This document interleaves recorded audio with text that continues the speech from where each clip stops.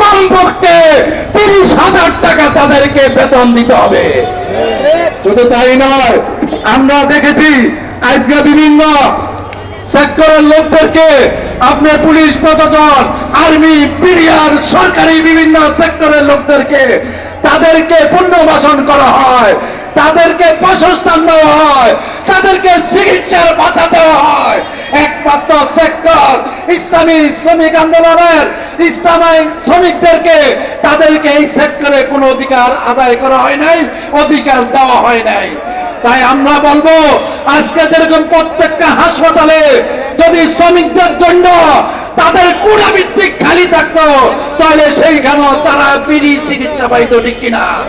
আজকাল সকল শিক্ষা প্রতিষ্ঠানে যদি শ্রমিকের ছেলেকে শিক্ষা করানোর জন্য তাদের ভর্তি বিধি করা হতো, তাদের পড়ার খরচ কমপক্ষে তাদেরকে 20% কোটা খালি করে দিয়ে তাদেরকে যদি আজকে সেইখানে প্রতিষ্ঠান থেকে বিড়ি পড়ানোর জন্য ব্যবস্থা থাকতো, তাহলে এই শ্রমিকের ছেলে এক সময় সে জজ হইতো, এক সময় সে ব্যারিস্টার হইতো, এক সময় সে বিচারপতি হইতো, ঠিক কিনা?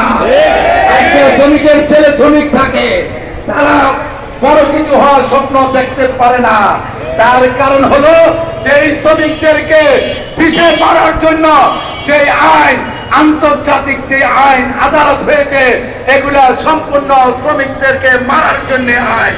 তাই একমাত্র ইসলাম এবং কোরআন, আল্লাহ এবং আল্লাহ রাসূলের আদর্শের ভিতরে সর্বোত্তম ব্যবস্থা, শ্রমিকদের অধিকার, তাদের কাম শুকানোর আগে তাদের পাওনা পরিশোধ করা।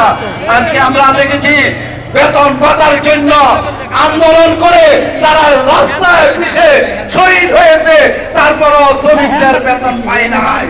কতদিন আগে তারা ঈদ বোনাসের জন্য আন্দোলন করেছে, তাদেরকে ঈদ বোনাস দেওয়া হয় নাই।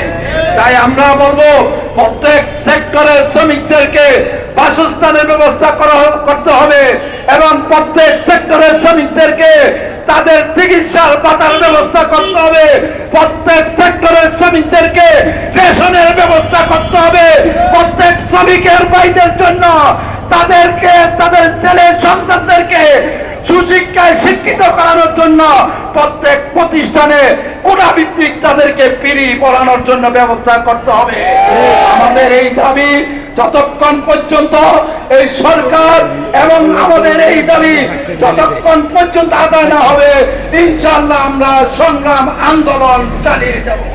তাই আমি বলবো, আজকের থেকে আমাদের সকল শ্রমিক ভাইদেরকে ঐক্যবদ্ধভাবে এখনো সময় আছে, সংগ্রাম করি, আন্দোলন করি, আমাদের অধিকার অবশ্যই ফিরে পাবো ইনশাআল্লাহ।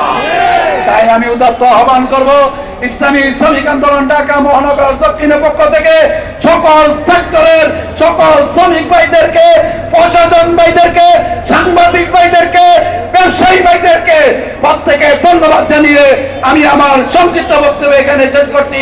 আল্লাহ হাফেজ। আসসালামু আলাইকুম ওয়া রাহমাতুল্লাহি ওয়া বারাকাতুহু।